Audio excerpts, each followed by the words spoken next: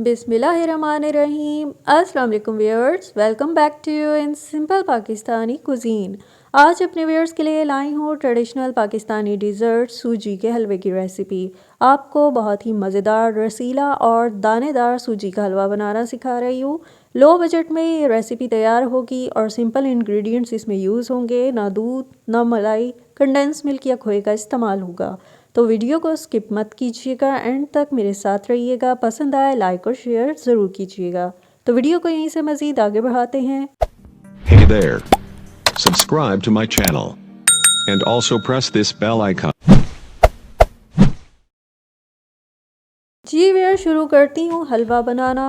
इस रेसिपी में पहला स्टेप ये है कि हलवे के लिए तैयार करना है शीरा। शीरे के लिए मैंने 3 प्याली पानी लिया है और अब डाल रही हूँ उसमें 1 प्याली चीनी, साथ में 2 से 3 अदद कुटी हुई हरी इलायची।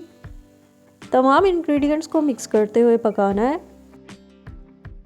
यहाँ मैं बता दूँ कि शीरे को पका के बहुत ज़्यादा गाढ़ा नहीं करना है, इसमें सिर्फ चीनी को मिक्स करना है।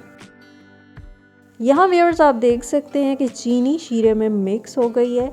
इसका मतलब है हमारा शीरा हलवे के लिए रेडी है। थोड़ा सा पका के चूल्हा बंद कर देना है।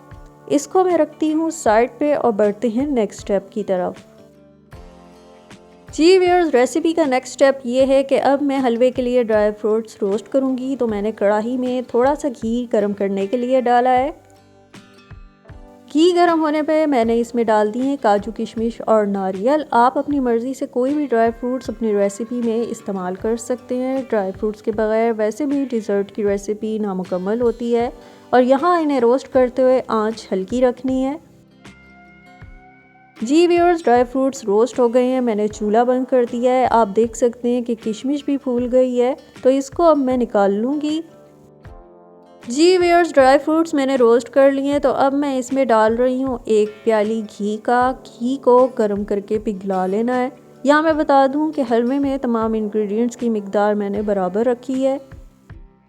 घी गर्म होके पिघल गया है, तो इसमें मैंने डाल दी 1 प्याली सूजी। यहाँ पे सूजी और घी की मिक्सिंग कर लेनी है और मैं बता दूं कि आंच नीचे हल्की रखनी है। यहाँ पे सूजी की भुनाई शुरू कर देनी है और ख़्याल रखना है कि आंच नीचे बिल्कुल हल्की हो। अगर तेज़ आंच पे सूजी को भूना तो ये जल जाएगी। और सूजी के हलवा बनाते हुए इसकी भुनाई करना बहुत ही अहम स्टेप है। ये इसलिए की जाती है ताकि खाते हुए सूजी का कच्चापन फील ना हो। और आप देख सकते हैं जैसे जैसे मैं सूजी को भून रही हूँ, इसने घी को छोड़ना शुरू कर दिया है और लाइट सा इसका कलर भी चेंज हुआ है।